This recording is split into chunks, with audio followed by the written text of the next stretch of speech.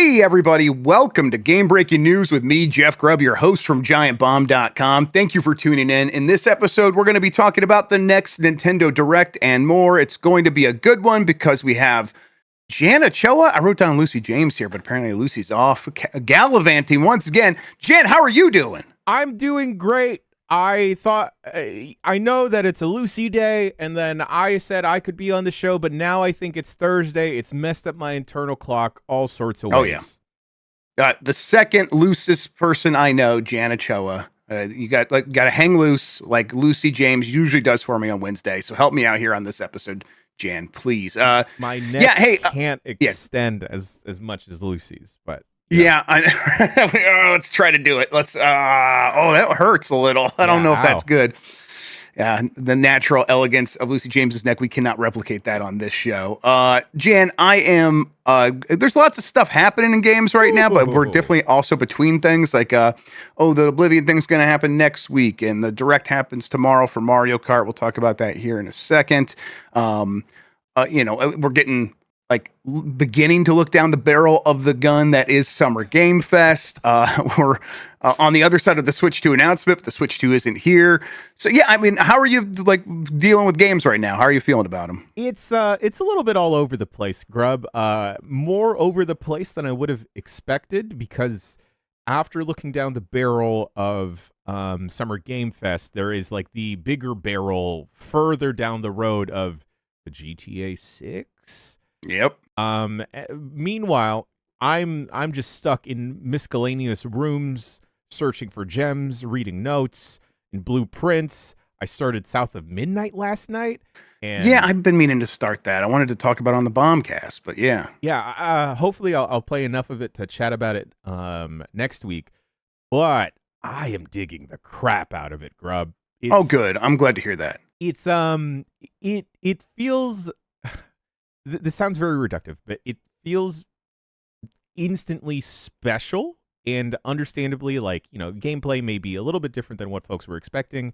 A little bit more of an action game, third-person action game there, but just the overall presentation, the stop-motion effect, and the music is just whew. Also, we don't get too many games set in this setting at all. I can't even remember the last one. Maybe there was Nordo.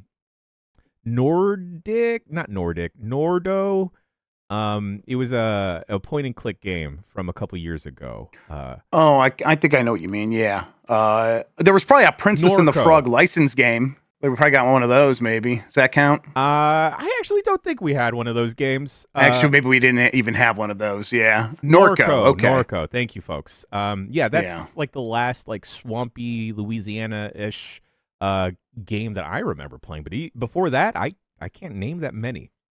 Yeah, I mean, to me, South of Midnight continues to look very appealing, and then everything that everyone says about it, it's it plays like a PS2 game, and there's a lot of people that's really positive. I mean that in a positive way, and that's how I would probably feel about it. I'm looking forward to seeing that for myself. And then there's people who are that doesn't do anything for me anymore, and that's fair. But even those criticisms are hey, but there's nothing wrong with it. It's just maybe not for me. So I think the game is doing just fine.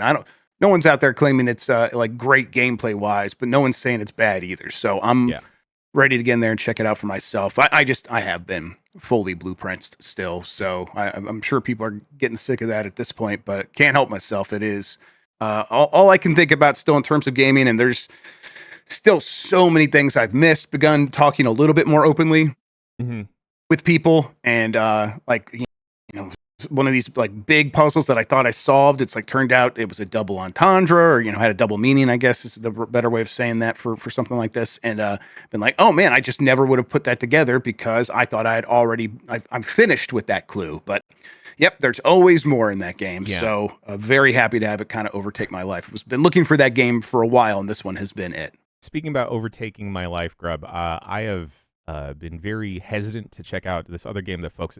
Many folks have linked to me, but Clover Pit is... Yeah, people are... I just see this in chat. What is this? Think Balatro, think the shotgun... Shotgun Roulette? Shotgun Roulette, yes. Is that the name? With slot machines. Jesus, Jan. Hey, I wasn't looking for it this time. It found It comes to you, yeah. Yeah. They do find you now, yeah. Buckshot roulette. Thank you, Buckshot roulette. Paradallas. Yeah, Thank you. Bardalis. My That's memory what I was trying to- is in the swamp right now.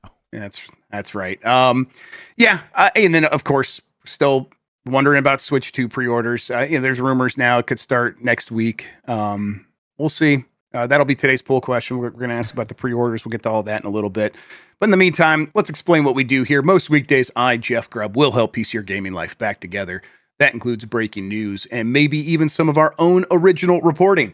For all these topics, I'll get the input of a bona fide expert who will make me look smart. If you are watching live on Twitch, welcome. You can always listen to the show later on podcast feeds by searching for Game Breaking News, or you can find the RSS feed on giantbomb.com. You can also catch the show later on YouTube. Hello, YouTube. All right, we have a lot to get into, so let's start the show with Nintendo Switch 2 pre-orders reportedly opening soon in the United States. This is from Jordan Midler at VGC.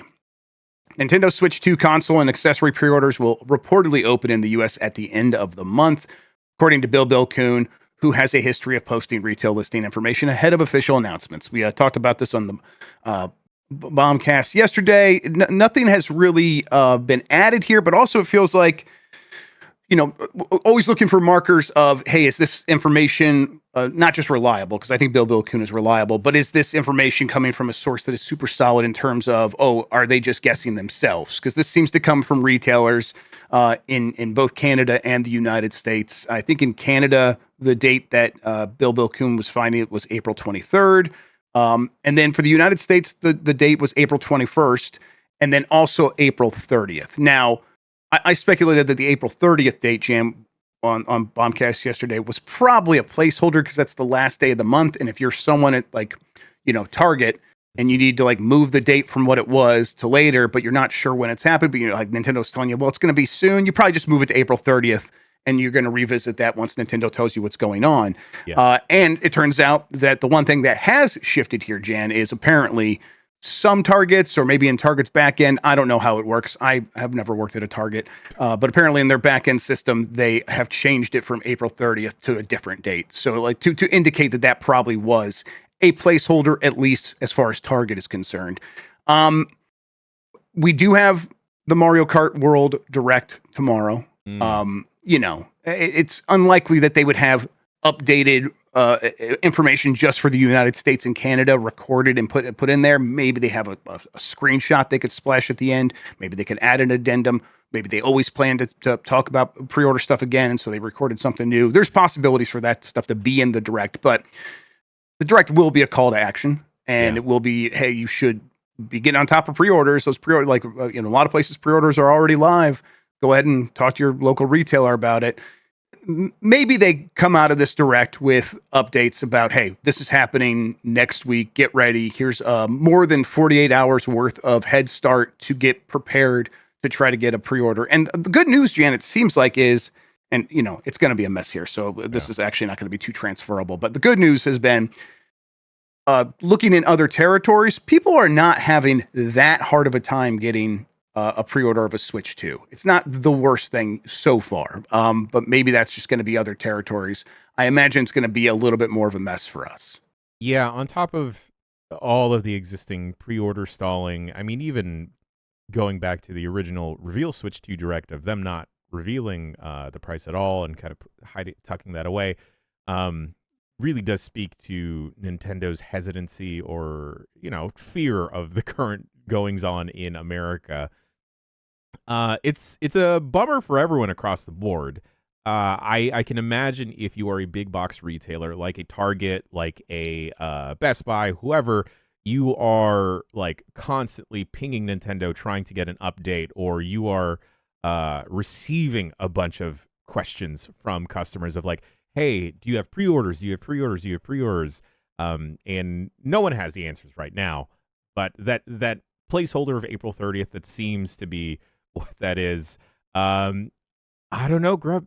Maybe pre-orders in the US are going to be a little bit closer to launch.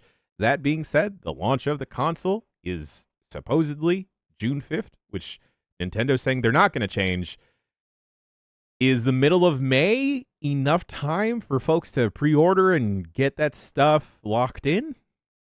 Yeah, again, I don't really know. Not something I have any expertise on or really any insight at all. Yeah, I've heard other people who have worked retail, and and people who've like worked a little bit higher up in retail, like ran their own store, or maybe were like a regional manager, talk about this stuff in the past, and they definitely say like they do want at least a month. But why I don't know.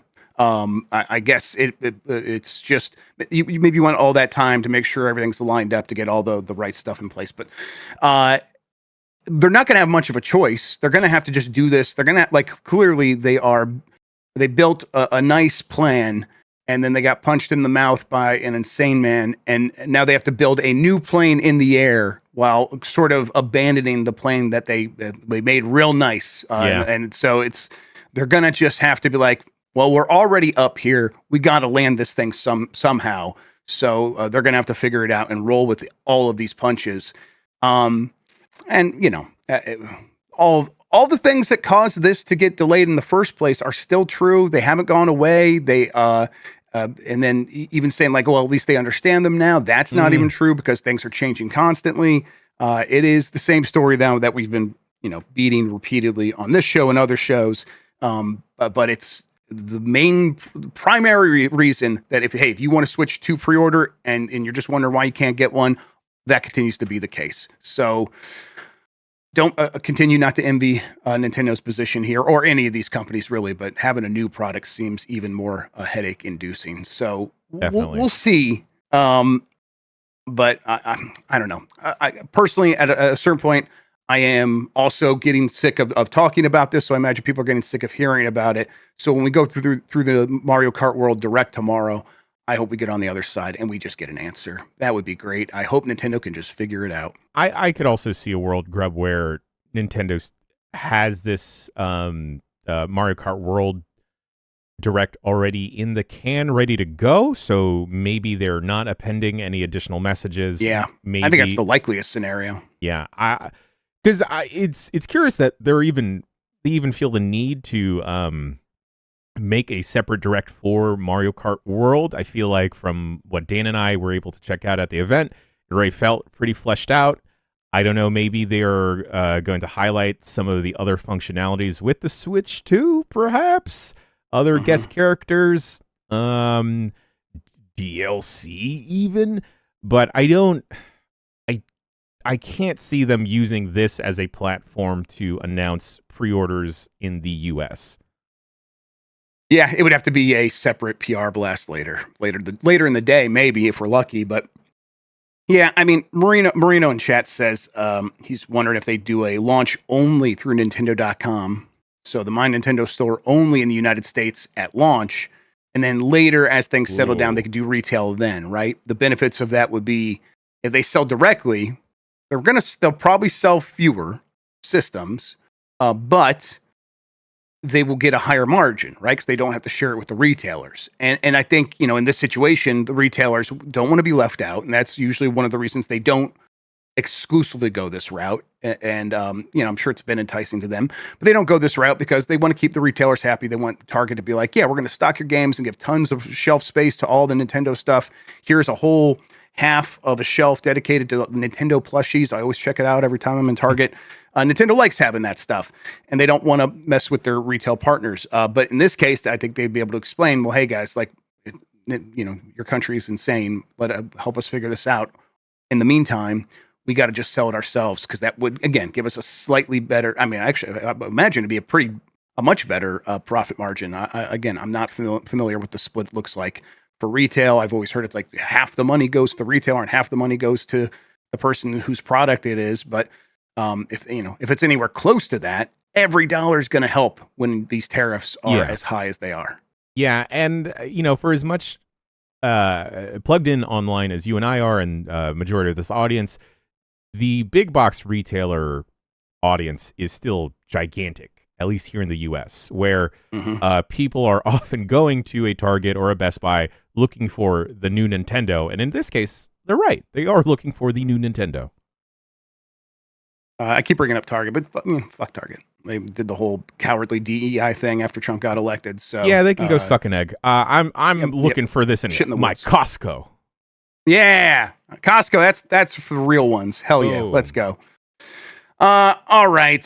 Sticking with Nintendo, Nintendo confirms Mario Kart World Direct runtime. This is from Jordan Midler at VGC as well. Nintendo has confirmed how long Thursday's Mario Kart World Direct will last. The broadcast, which, according to Nintendo, will provide detailed information about the Nintendo Switch 2 software, will last approximately 15 minutes. The Mario Kart World Direct will also be broadcast on the Nintendo Today app. Nintendo, you could just get the Nintendo Today app, Jan, and just sit in bed and watch it. There you go. Okay. The Mario Kart World Direct will also, the Mario Kart World Direct will begin on Thursday, April 17th at 6 a.m. Pacific time, 9 a.m. Eastern, 2 p.m. in the UK. You can watch the event via video on Twitch and YouTube and all that stuff. 15 minutes. Okay. Yeah.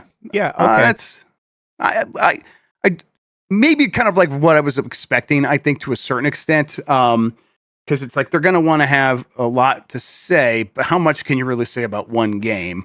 So it's not, I mean, I'm sure they could find a way to go on and on for 30 minutes, but 15 minutes feels like a sweet spot. I don't know. What do you think?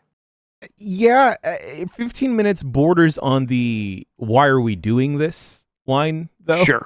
Where there's already a lot of built-in excitement. It was already a major focal point in all of the material for the Switch 2 so far.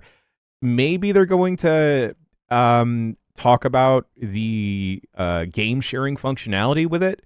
That could be an angle they take on it. I don't know. Maybe it's just going to be 15 minutes of Mariachi Waluigi. And, I'd wake up at 6 a.m. for that. Yeah, I mean, you watched Dan play it. Like, do you feel like there's anything that you guys weren't able to glean from actually playing it that they're going to be able to share here? Or is it just going to be like them reiterating some of the big talking points? Yeah, the big talking points is probably like, that it is an open world. Maybe they'll focus more on the knockout mode. They definitely showed a lot of, hey, this is kind of like a hub. You can ride around with your friends. Maybe that is maybe the actual open world component and maybe like the secrets you can find in it, they're going to maybe focus on and show off. Like Dan, folks will see later in the travelogue video, the mini travelogue video and discussion that Dan and I had, that the world is pretty populated with miscellaneous things, like trains. We told the story how Jesse Vitelli found a UFO and then started piloting it. Maybe they're going to start showing off the different parts of Mario Kart World. You know what I want for Mario Kart World? I want, when like a small local like burrito place opens and they have unofficial art like on the side of their building or whatever. I want Mariachi Waluigi to just become the mascot for like every local Mexican cuisine place that I go to. I want it to just be spray painted on the side of the building. Like they just paid a guy $50 to do that. That would be a perfect world to me. Yes. Yeah. No. Yeah. I'll do it for free. Just buy the spray cans. Exactly. Yeah. You provide the paint. I'll do the work. Okay, yeah, we'll be talking over this. Mostly, I just kind of can't get enough of this stuff right now. I want to just be excited about Switch 2 for as difficult as everything is making that. Getting an opportunity to be like, hey, all right, I didn't get to play this. I'm going to have 15 more minutes of information and a chance to get excited about it. I'm looking forward to it. I just couldn't really picture myself getting like insanely excited for a Mario Kart game before they announced World. And now I'm like, man, that really is the game I want to be playing. That it looks so much fun. The idea of exploring that world and finding fun stuff and then doing races. Yeah, that seems like a good way to spend some time, especially with the Switch 2, having it handheld, being able to play it anywhere. Yeah, going to be a good time. Nintendo, it is not too late to do one of two things. One, add a knockout mode or takedown mode like Burnout. I just want to shunt cars and carts. Two, maybe Doug Bowser's going to roll up in a cart, drive straight up to the White House, and demand some answers and some change. Yeah, It is always fun when like normal people find out his name is Doug Bowser. Did you see that John Oliver bit where he Yeah. finally discovered that he got so mad he had to talk about all the tariff stuff, so he couldn't spend 20 minutes joking about Doug Bowser being named Bowser? I'm like, now you know our pain. Yeah, you get it now. Welcome to our world, Mr. Oliver. Yeah. Nintendo has been a great partner, says Phil Spencer, and as he reiterates, they will have plenty of Switch 2 support. This is from Ollie Reynolds at Nintendo Life. Microsoft's Phil Spencer has once again reiterated his support for the upcoming Nintendo Switch 2 in a new interview with Variety. When asked whether Xbox has any specific projects in mind for the Switch 2, Spencer was understandably hesitant to provide concrete details, but expressed a passionate commitment to supporting Nintendo's upcoming console. He states that Nintendo has been a great partner and that getting Nintendo's support for Xbox games is an important part of our future. Xbox recently dipped its toes further into the world of multi-platform releases by launching Pentiment and Grounded on the Nintendo Switch 2. Previously, titles like Minecraft and Ori and the Blind Forest were also released on Switch, with Banjo-Kazooie also gracing Nintendo Switch Online. There are, of course, like some obvious ones, Jan, that they'll like Sea of Thieves. That feels like one, like, you know, it was rumored to come to the Switch. Maybe that rumor got a little bit mixed up and it was like always going to be on Switch 2. Like I that could be something that happens in the next couple of months, I feel like, right? Yeah, I forgot that Sea of Thieves hadn't launched on Switch yet. It just it feels like that is going to do gangbusters if it is also going to release on the original Switch. Trying to think of other. Well, we've said for months now the possibility of the Master Chief Collection heading to the Switch 2, and hearing like the stats of what the performance of the Switch 2 being a PS4, pretty much, that is 100% possible to get working on that platform. Oh yeah. What else would? Sir 5000 Pentiment on the Switch 2. Yeah, I mean, the Pentiment on Switch 1, like that's one that they did port. So it's like, I wonder, what would they need to upgrade there? Although I haven't played it on the Switch, maybe there are needs for a little bit of an improvement. But like, this article does mention that there had been rumors of the Master Chief Collection coming to Switch 2, and or maybe even just coming to the Switch in general. But Tom Warren over at The Verge said the release may not be complete, quote unquote, suggesting that individual titles may be launched separately. Like, is there a chance, like Master Chief Collection, I think would just be awesome if they could just put that on there and call it a day. Yeah. Is there a chance that is now so old that they're like maybe looking at like, let's just do Halo Combat Evolved, a remaster standalone again and really re-release that on Switch and PS5 and Xbox all at the same time and to get everyone excited again? I don't know. Maybe. Well, maybe they're just going to skip Combat Involved and go with Nikki Grayson's Halo 2. Yeah, there we go. There's something along those lines, though.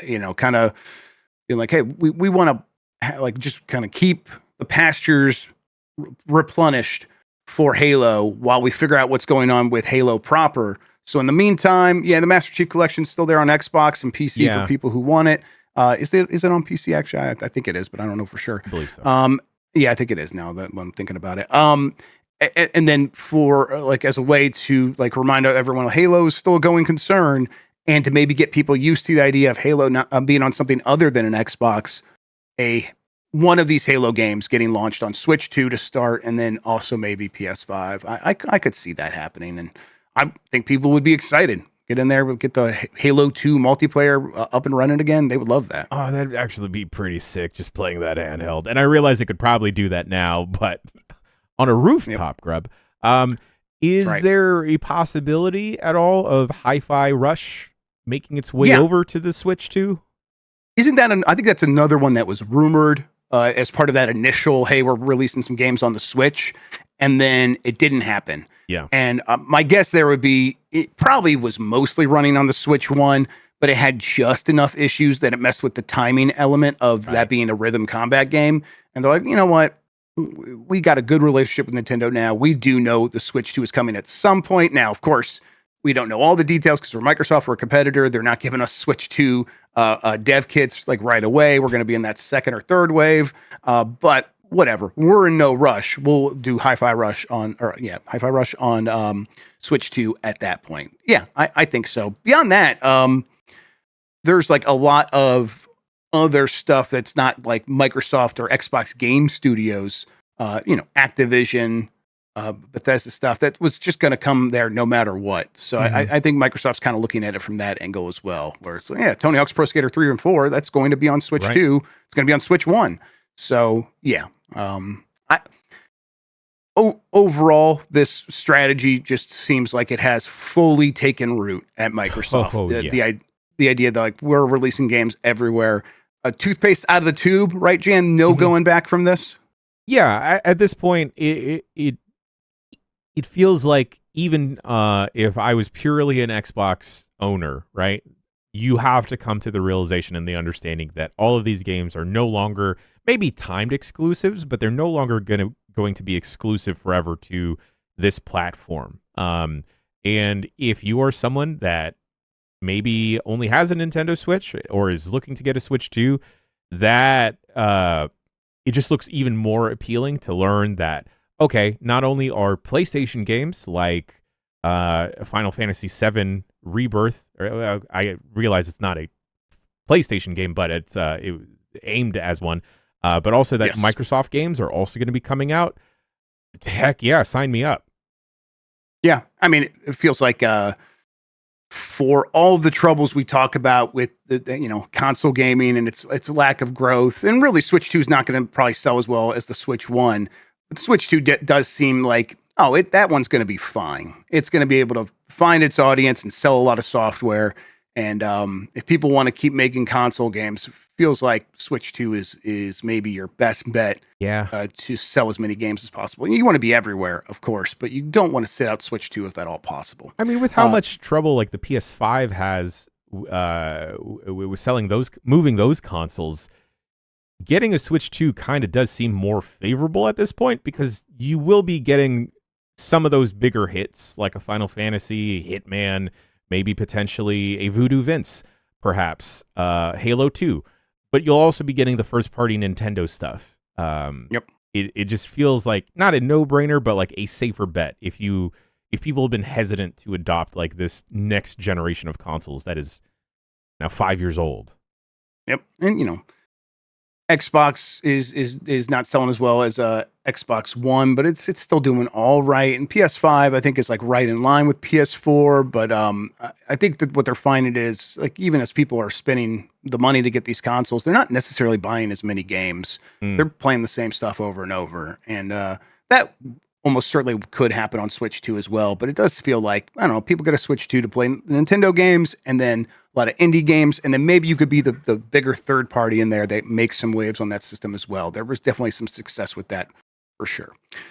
People reminded me that, of course, Hi-Fi Rush, now owned by Krafton, the PUBG people. I maybe also saw in chat, and I think this sounds right. This is why maybe we were thinking along these lines in the first place, that Microsoft and Xbox still have the publishing rights for Hi-Fi Rush 1. But either way, it's like that game was in talks. So I bet there's a version of that game ready to go for a version of the Switch, and Krafton maybe just has to pull the trigger, and maybe if they have to work with Microsoft, they can figure that out. All right, let's see here. Let's take a quick break. When we come back, there's other news to get into away from the Nintendo world. That Oblivion Remaster is happening. Maybe something's happening with Fallout as well. We'll talk about that right after this.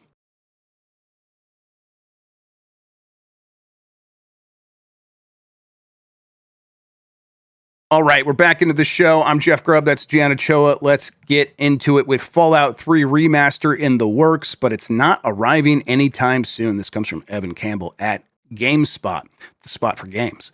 While everyone waits for the leaked The Elder Scrolls 4 Oblivion Remaster to officially be announced, Bethesda apparently has another storied RPG getting a similar treatment, and it's in the works.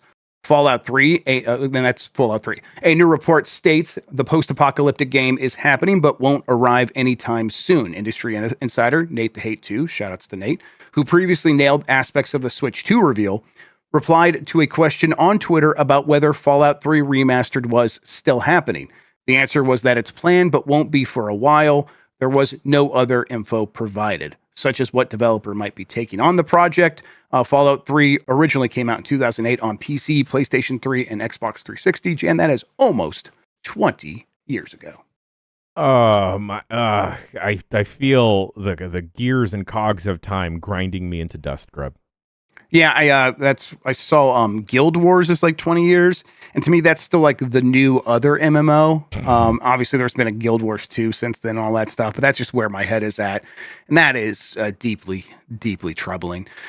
Anyway, yeah, it feels like if you're gonna do the work to get, and this is the original rumor for how Oblivion was supposed to work, but if you're gonna do the work that you take the creation engine, whatever it's called that Bethesda uses, I know they have another name, and then you pair that with Unreal Engine visuals, at a certain point, you got to just be like, well, let's upgrade all these games with Unreal Engine 5 visuals, because we have the tools in place now to do that kind of remake / remaster.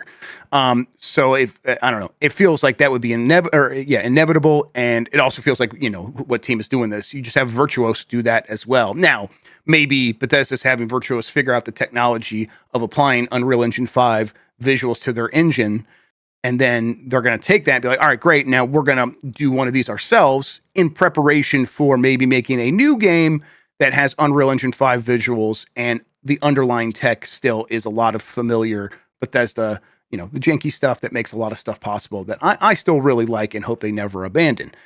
Find ways to evolve it, of course, improve it, but I hope they stick with it. So yeah, this feels like it's just part of that process. And once we get Oblivion next week, I think it's very likely that the next thing that happens here is they do a similar thing with the next obvious game that is closest to Oblivion, and that would be Fallout 3. I mean, those, you know, everything should be kind of almost 1-to-1, considering those are same studio, same engine, same generation, right? Yeah, I'm kind of getting bothered, Grub. Like, the more that I'm thinking about this current generation and like the lack of super gigantic mega hits, not discounting the games like Astrobot or you know, other games, but it just leaves a bad taste in my mouth to have to go back to the well. And I understand that Hollywood is also going through this exact same problem, rehashing older ideas or just remaking games altogether, remaking movies. I mean, but like, I believe if I was a Fallout fan, I would just like a new experience in that world rather than like going back. Now I understand that nostalgia is a hell of a drug, and that you kind of do want to re-explore those areas. And, you know, maybe you're in my shoes where you've never checked out the original Oblivion, didn't check out Fallout 3, so this is an easier way to get into that. I just think for the existing fans of those series that it just leaves you wanting more. And it just feels like when these projects are promoted and maybe shadow dropped, it just takes more time away from the newer games eventually coming out. Yeah, it's a balance. Like I think we're just at a point where the new games are in such a weird place where they take forever, and you know, as the game studios wants to make the next Fallout, they're not making it right now, and might not be making it for several more years.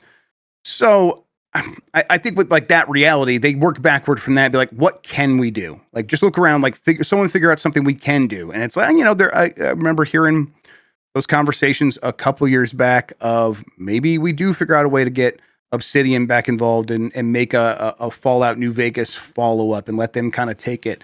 And maybe that is happening. I you know, I know those conversations were preliminary, but they were serious. So hopefully that's happening. But even that is going to take a long time. Obsidian is very busy. Yeah. So I think what happens is you don't just got to make stuff to make the money. You got to make stuff because you got to keep the teams busy and keep them sharp and give them something to do. And it's like, well, and people like remasters. They do buy those things. In fact, in a lot of ways, they like buying the familiar thing more than taking chances on something new. Sure. So let's go to that well over and over again. I don't blame anyone for feeling over it, though. I get it. It's, you know, games and software, it's such a weird thing. At a certain point, they're like, you can always keep bringing these back. And now these games are close to 20 years old. So introducing them to a new audience there's value there. The show is super popular. And so and there's going to be a lot of those people who never played Fallout 3, like Yeah. never even like consider playing Fallout 3. Maybe they played Fallout 4, but they probably have not gone back to Fallout 3. So Yeah. updating that, giving them a chance to re-enter that world is going to have some value to them. I just wonder if like the, jank that is kind of in there by design for Fallout 3, is that appealing to folks that discover Fallout from the television show? And I don't know. Yeah, and like Fallout, from my understanding, is such a craft your own adventure, craft your own narrative based off of your decisions and everything, that I don't know if that would necessarily jive or click well with the TV audience that may be wanting more Fallout stories. Yeah, I think the thing about what Fallout 3 did pretty well is it gave you that world to go and explore and do what you want. But like Oblivion, like what happens is you'll do what you want, and that will lead to a pretty good quest line usually. They account for a lot of the major things that players like to do in that game. And if you keep doing it, you'll find yourself suddenly in a situation where like, oh, I'm on a cool quest. This is some pretty good writing. So I think that game will does a lot to service that audience to a point. Does the jank and the weirdness like hold up or appeal to them? It probably doesn't appeal to them. Can they make the game, smooth it out, I guess, to make it easier for those people to swallow? Maybe. That's probably something they are thinking about. And if they can make it look pretty, that'll go a long way. But it looks kind of ugly right now. Speaking about making games look pretty, Fallout 3 has an extensive library of mod support. Yeah, that's true. Does that couldn't get carried over if that game gets remastered, right? Yes, yeah, that's my question. When I asked this, Mike Minotti yelled at me. He says mods don't matter, and then he tried to throw me off my own podcast. I know, it's messed up, but you're right. I don't. Maybe that there would be like some support. Like they're calling Oblivion a remaster, right? And we're looking at it being like the visuals kind of look completely remade. Is this not a remake? And I think maybe there's a chance what they're trying to imply there is, yes, the visuals are completely remade, but don't think of it as a remake where nothing applies. This is remastered visuals in like the way where like you re-record a song or something, but it's still that song. And so all the mods still hook into the underlying tech and can be worked with a little bit of an update, like what happened with Skyrim's Special Edition. That has its own set of mods just because there was like you needed to update them or whatever. My understanding didn't take a ton of work to get that working. So I hope that's the case. And at the very least, though, if the modding community has to start over, or was it enhanced? Was Skyrim enhanced? Is that what it was? Whatever it was called. But if they have to start over, the modding community is so serious about Bethesda games, they'll do it as long as it's not technically like significantly more difficult. And I think that still works because as much as you can get Fallout 3 or Oblivion or any of these games to be whatever you want and make them as cool as you want, there's just a massive part of the audience that never wants to touch mods. They just give me the game that you wanted to make. I just want to play what you want to make. Now, couldn't be me. I'm like super I don't care what you wanted to make. I'm having my own fun. Like you hand me a game, I don't see it as a movie. I see it as like a guitar that I'm going to play. I'm going to find ways to make my own music with this thing. But that is, I think I'm part of a smaller chunk of the audience than the massive people out there that are just like, hey, give me a cool experience that is curated and well thought out. And the best way to get there with a Fallout 3, get there with an Oblivion is do it yourself, remake it yourself. And I think that's what they're thinking here. All right, let's keep moving. Doom: The Dark Age Limited Edition Xbox Gear Collection revealed. This is from John Bittner at GameSpot. We're getting ever closer to the launch of Doom: The Dark Ages on May 13th. Man, that is really soon. That's less than a month away. And Xbox is celebrating its imminent arrival with a trio of limited edition items, including the $80 Xbox wireless controller with an eye-catching design. 2 of them are already available, while a third drops later this month. After checking out the new gear below, be sure to also read our Doom and Dark Ages preview and all that stuff. Anyway, here's the controller. You can see the video here. They're showing off there's a variation of the Elite controller. It's kind of got like glowing red runes and like runic symbols on the buttons as well. And it's got blood splatter on it, and it's got the Doom guys like green armor as like the base color. It looks really cool. And then the other one is the red one that's actually the Elite controller, Elite Series 2. And that is going to be, let's see, did they have a price for that? Yes, $200 for that, and that's coming April 25th. The standard limited edition Xbox wireless controller that had the blood splatter pattern on it, that is $80. And then they also have an Xbox Series X wrap that is $55, but it looks pretty cool too. Again, it has that Dark Age rune on it and looks pretty neat. I like this kind of stuff. How do you feel about the wraps, Jan? As opposed to like limited edition consoles. I feel like the wraps are fine. I like how they showed off the Starfield wraps from I guess a couple of years ago now, and the little GIF animation they had of how to apply it. I'm completely fine with wraps. Hey, maybe you can just like cut off different parts of a wrap and just make your own Xbox refrigerator magnet of your choice to rep your select IP and stuff. Yeah, I have no interest. Custom wrap game. I have no interest in any of this, but yeah. Shouts out to Microsoft and Bethesda for still doing this stuff, because there is definitely an audience for these things. Oh yeah, totally. I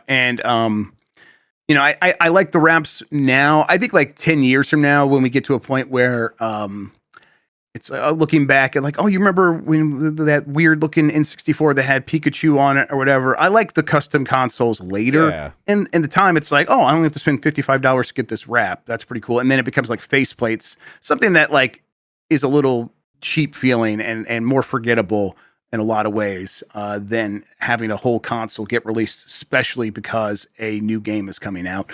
But yeah, it looks really nice at the very least. Like it looks premium. It doesn't actually look cheap like a faceplate. Yeah, the wraps. I touched one once. They do seem very well made, and yeah, I don't know. This feels like an easier way to sell this to console folk, where like, hey, yep. You're tired of your Starfield one? You spilled some dust on it? Go get a new Doom one. Exactly. Yeah, and like them having about one every year or so seems like a good cadence for that. All right. Some Discord users now need to scan their face or ID to view sensitive material. This is from Chris Scullion at VGC.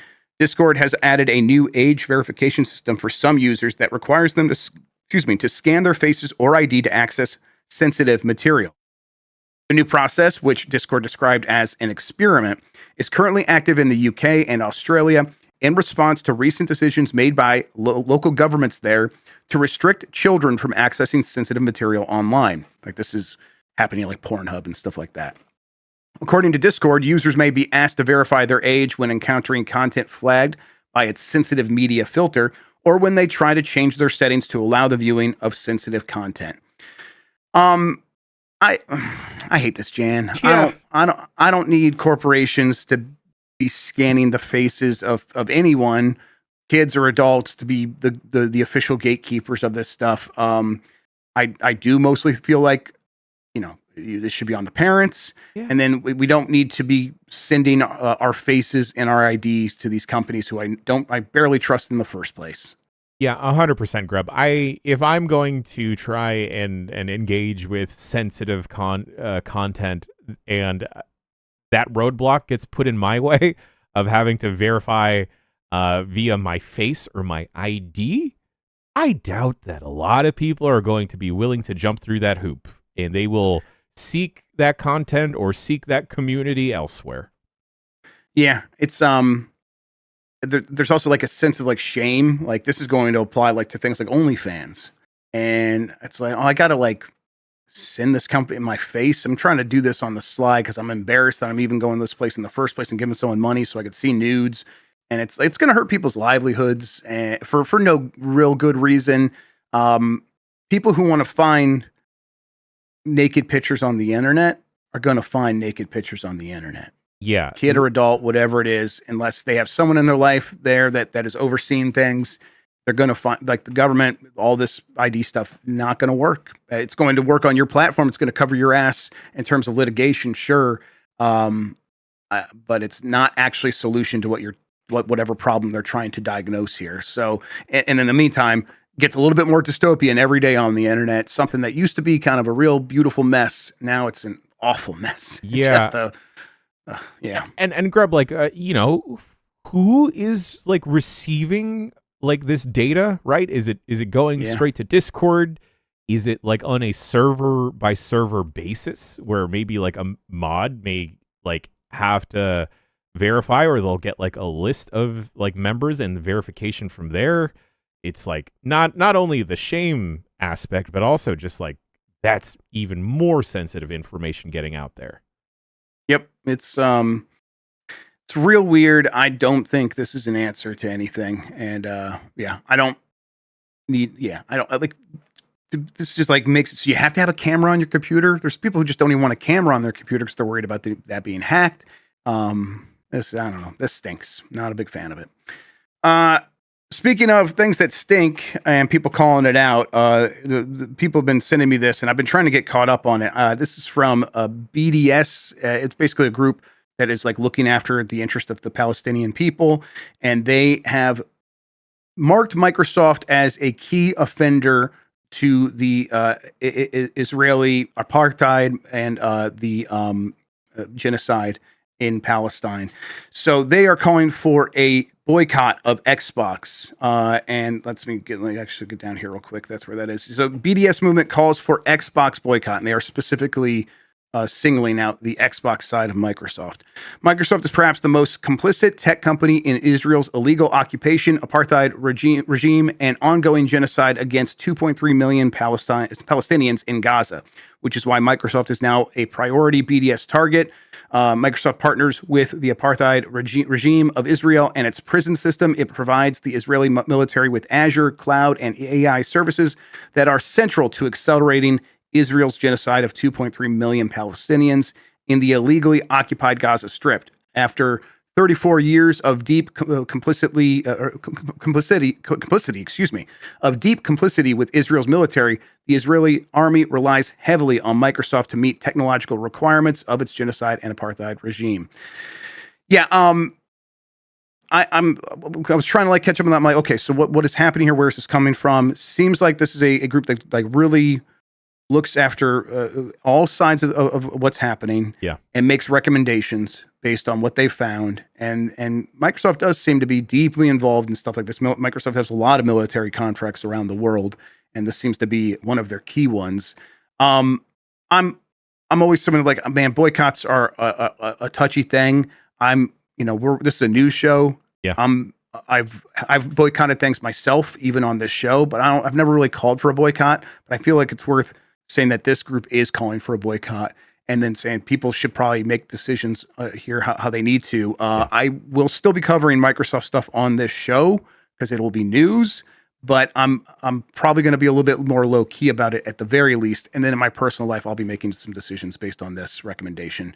Yeah. And people can do with that what they will. Yeah, speaking from a purely personal perspective, Grub, I know that it feels very debilitating out there to even exist as a human being, especially here in America lately, with the state of the world. Prior to the Trump taking over, but hey, oftentimes, protests of any variety, boycotts of any variety, those little bits, they add up.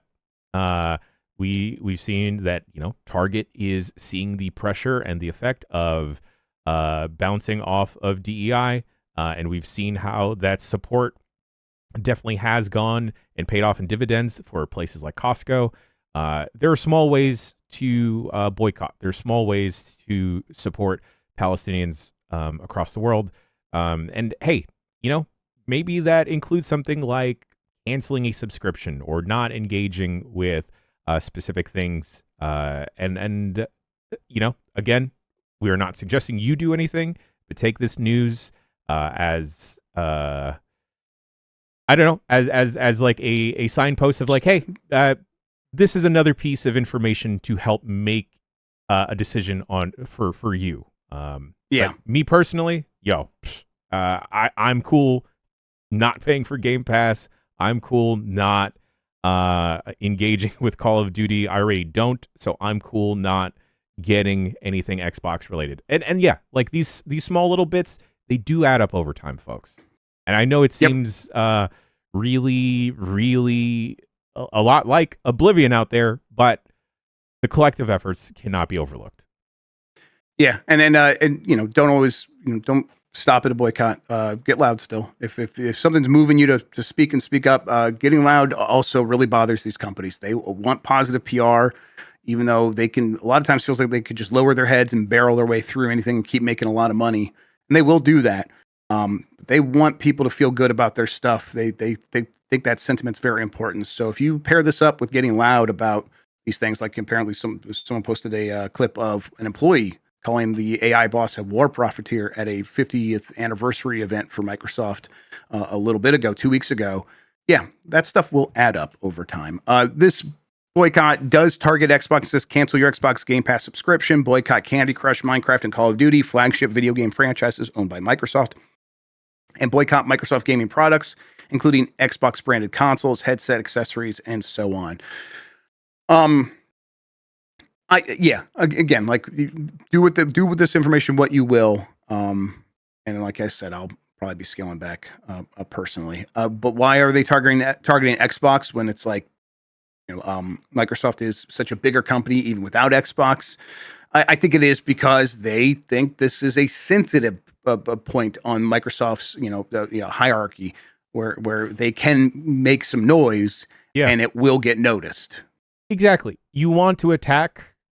Okay, I'm not sharing protesting tips, but generally you kind of want to attack like a spoke that isn't the main part of the hub because they will notice and feel that, where they would want to address that as soon as possible to try and put a Band-Aid over that versus going after the bigger target. Sometimes you need to go out after, pull a Cobra Kai, shouts out to Johnny Lawrence, and sweep the leg.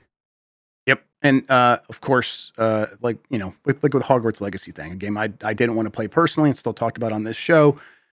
It's complicated. I get it, and there are so many ways where we can point out the hypocrisy. Of hey, there is no way to go through capitalism and purchase things without being complicit in something. Of course, that's why I feel uncomfortable telling people to do anything. And I'm asking you just think about things on your own and decide what's right for you. And if someone else says they're going to boycott it, or even if someone else asks you to boycott something, you don't have to freak out. You don't have to point out, well, you're buying this other thing. What about that? That has problematic things. Just respect their feelings and say, okay, I hear you. Maybe I don't even agree. Maybe I won't do this. I'll just move on with my day. Like you can do that. And then, but what is not helpful is us getting mired in, well, what aboutisms? Because we can do that all day, and of course that just leads to nihilism. That leads to nothing matters. So why do anything? And that has never helped anything. So, I'm going to get a Switch 2, which has a Saudi Arabia does have a major investment in Nintendo, and they've killed journalists. Go fuck yourself, Saudi Arabia. Seriously, I'm sick of all this. But if people draw a line where they draw their line, let them do it. And let's kind of just respect that. And for folks out there a little bit on the fence or not knowing exactly how to move or how to participate in this situation, sometimes even listening to the conversation, hearing it out, or even talking about it can be enough to help move the needle. Yep, absolutely. In the meantime, Phil Spencer says Xbox Game Pass is not for everybody. And so, there you go. There's your excuse. Maybe it's not for you anymore. This is from Eddie McCoo at GameSpot.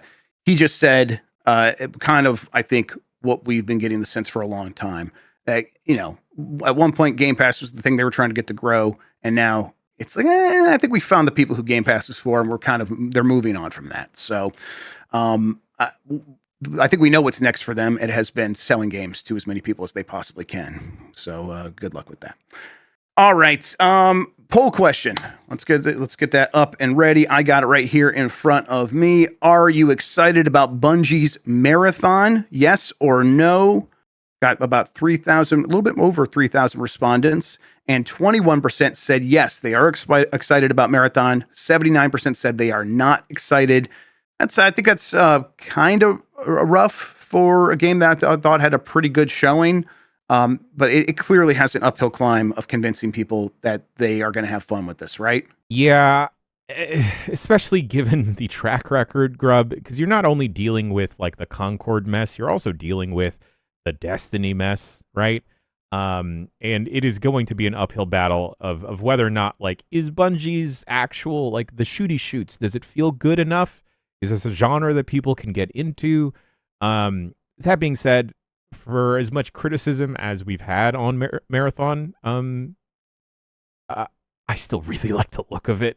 I don't know what the style is called, but I like it a lot. I don't know. Put Mario in this. It kind of reminds me of like ESPN2 Gymkhana races. Sure. Okay. Yeah. Very hyper specific reference, I know, but folks that are also in the know, you know. It is. It's like Daft Punk core, right? It's just like right, just kind of smooth, cool looking robots.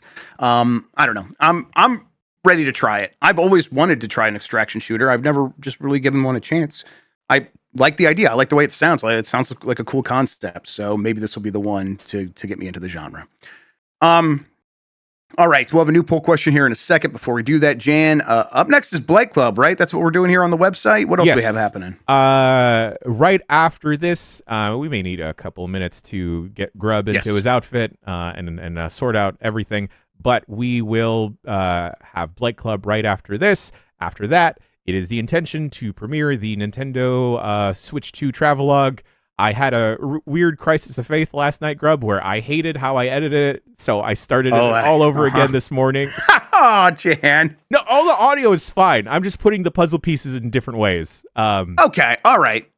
It was, I could see that. I know that feeling for sure. It was originally going to be just mine and Dan's discussion in a hotel room and then overlaying B-roll over that. But here's the thing, folks, and I don't mean to glaze Dan Reichert here, but one of my favorite aspects of this job has been traveling the world with Dan Reichert, following him around with a camera, because the man is an endless well of entertainment and miscellaneous quips that a lot of the stuff I was noticing in the B-roll, it just needed to be shared and needed to be highlighted. So we're going to have like a montage of Dan playing all the things, and folks do want to see a little bit of gameplay, and then I've just moved over the discussion part to the very end if folks still want to listen to that and hear that from our time with the Switch 2.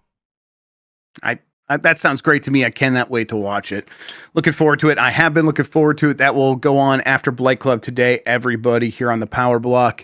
Power Block continues for the rest of the week. Tomorrow will be Voicemail Dump Truck and all that other stuff, and we'll have UPF. On Friday, we're going to play Rematch. It should be live, the open beta. So we'll have a team. Maybe we can find ways if the community wants to put together their team and play against us until they beat us one time, and then we'll quit and play against something else. Yeah, for folks not that sounds good to me. For folks not in the know, Rematch looks like a human Rocket League game. It's a bizarre idea. I know. Just baffling that they think that could work. All right, let's see. New poll question. Do you have a Switch 2 pre-order? Your options are, I can't pre-order in my country yet, or yes and no. Those are your three options. We'll get that posted up on youtube.com/@GiantBomb under the community tab there. You can vote there. We'll get the results, talk about it on GameBreaking News tomorrow here on the Power Block with Giant Bomb and GameSpot. In the meantime, Jan Ochoa, thank you so much for hanging out with me today and talking about video games, man. I really appreciate it. I may not have been Lucy James, but I'm still stretching my neck just to get there. Yeah, there we go. Stretch necks for Lucy James, everybody. Next out. All right. Thank you all for watching and listening. Until next time, have a good one. Take care of yourself, and goodbye. It's Peepo time. Peepo.